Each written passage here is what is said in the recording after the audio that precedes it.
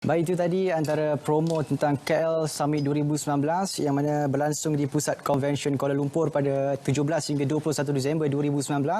Yang mana KL Summit 2019 yang menghimpunkan delegasi dari negara Islam yang melibatkan 400 pemimpin Islam, pemikir, cendekiawan, ulama yang hadir ke KL Summit bagi menyelesaikan menangani isu-isu umat Islam global. Dan di Pusat Convention Kuala Lumpur, Ismail Adnan ada perkembangannya. Silakan. Assalamualaikum warahmatullahi wabarakatuh. Terima kasih Syairul. Alhamdulillah, KL Summit 2019 yang berlangsung di Pusat Convention Kuala Lumpur KLCC membuka tirainya dengan penganjuran Youth KL Summit 2019 yang mana ia membawa pengertian dan juga membawa idea ke arah pemerkasaan belia dalam mengharungi cabaran global. Jadi dalam Youth KL Summit 2019 ini ia juga memfokuskan kepada beberapa kluster utama, antaranya adalah pendidikan, ekonomi, IR 4.0, good governance dan juga politics. Dan juga perkara ini penting untuk melihat pembangunan belia dan juga berteraskan dengan tema pembangunan untuk kita melihat ia membawa kedaulatan negara itu ke tahap yang lebih tinggi dan juga untuk membawa negara itu ke tahap pembangunan ekonomi yang lebih tinggi secara keseluruhannya. Dan untuk kita bercakap lebih lanjut tentang Youth KL Summit 2019, saya amat berpuas hati untuk bersama dengan Encik Ulia Akamah bin Husamuddin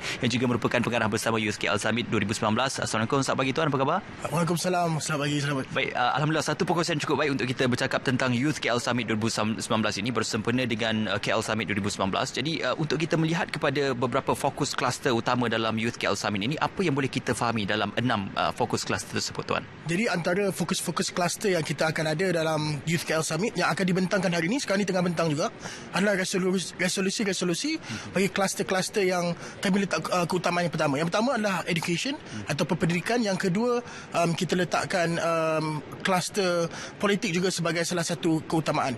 Antara perkara yang dibincangkan semalam adalah perlu wujudnya satu youth capital atau capital anak muda secara peringkat global untuk membantu anak-anak muda untuk lebih aktif dalam politik. Kita juga bincangkan isu-isu bagaimana beberapa negara-negara yang masih lagi tidak mengamalkan undi 18. Alhamdulillah, Malaysia pun kita baru je tukar perlembagaan kita untuk membolehkan anak-anak muda mengundi pada umur 18. Dan ada beberapa perkara yang kita lihat juga penting di dalam entrepreneurship.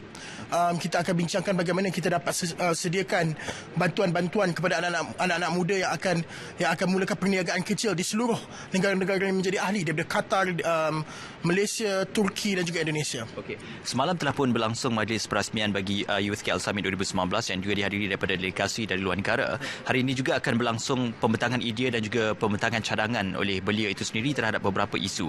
Jadi untuk Tuan William sini, apa antara isu dan juga fokus yang akan dibentangkan untuk pembentangan pada hari ini? Baik, selepas kita bincangkan kluster-kluster yang saya sebut tadi, ada 6 kluster tu, kita juga ada 5 special project ataupun 5 projek khas. Saya sendiri akan mengetuai projek humanitarian and volunteerism ataupun kemanusiaan dan kesukarelawanan. Dalam projek ni kita akan bincangkan bagaimana kita akan membina satu volunteerism hub antara negara-negara yang menjadi ahli. Kita akan buat satu volunteerism hub di peringkat antarabangsa di mana Turki, Qatar, Malaysia, Pakistan dan juga Indonesia akan menghantar senarai nama volunteers mereka. Kita akan ada satu pool of volunteers. Bila gunanya? Sebagai contoh, kita ada satu masalah. Sebagai contoh, na'udzubillah, kita sedang banjir sekarang. Bila kita sedang dalam keadaan banjir, kita perlukan bantuan lebih daripada rakan-rakan di luar.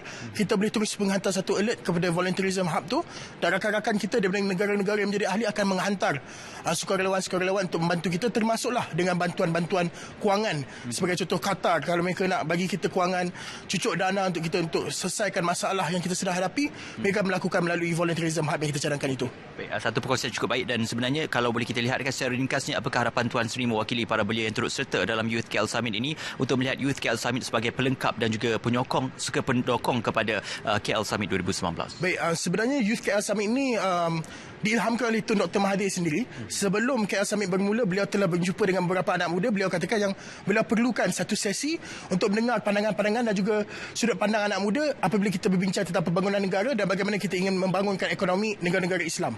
Maka saya harap apa yang telah dibincangkan oleh anak-anak muda tersebut di dalam Youth KL Summit, sama ada melalui resolusi ataupun melalui cadangan-cadangan projek-projek khas, kita dapat pastikan bahawa cadangan-cadangan ini akan dapat diteruskan dan dibawa dengan lebih kuatlah di peringkat antarabangsa bila mana kita punya pimpinan-pimpinan yang utama, Tun Dr. Mahathir, Presiden Recep Tayyip Erdogan, apabila mereka duduk, mereka dapat bincangkan bahawa ini adalah suara anak muda, yang ini yang kami perlukan, dan kami harap dapat diteruskanlah apa usaha kami yang telah kami cadangkan. InsyaAllah. Satu perkongsian cukup baik. Terima kasih kepada Tuan Ulia Akamah bin Husamuddin yang juga merupakan pengarah bersama bagi Youth KL Summit 2019. Alhamdulillah semalam telah pun berlangsung persiapan bagi kita melihat majlis perasmian KL Summit 2019 ini berlangsung pada esok hari. InsyaAllah akan turut dihadiri oleh Yang Amat Berhormat Tun Dr. Mahathir bin Mohamad dan juga Kebawah-Duli Yang Maha Mulia Seri Paduka Baginda Yang di-Pertuan Agong esok yang akan berkenan berangkat mencemaduli bagi merasmikan dan juga untuk bersama-sama memeriahkan majlis perasmian bagi KL Summit 2019. InsyaAllah kita akan bawakan perkembangan dari semasa ke semasa dalam perkongsian berita dan juga dalam perkongsian bisnes Malaysia insyaAllah pada petang ini. Jadi sama-sama teruskan bersama dengan kami di TV1. Buat masa ini kita kembali ke rakan penyampai di Angkasa Puri. Silakan.